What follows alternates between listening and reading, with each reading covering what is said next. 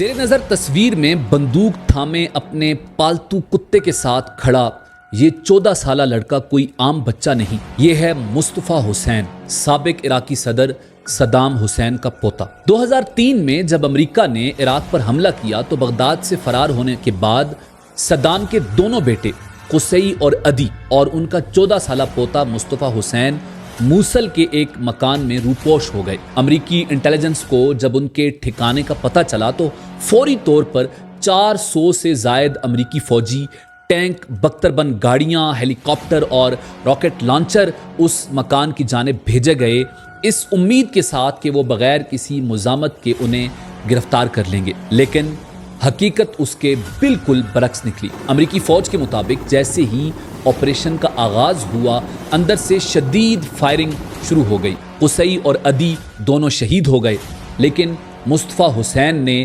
ہتھیار نہیں پھینکے۔ اس 14 سالہ بچے نے تنے تنہا مزاحمت جاری رکھی اور ایک سنگل رائفل کے ساتھ تقریباً 6 گھنٹے تک 400 امریکی فوجیوں کو روکے رکھا۔ رپورٹس کے مطابق مصطفیٰ حسین نے اس دوران 14 امریکی فوجیوں کو ہلاک کیا۔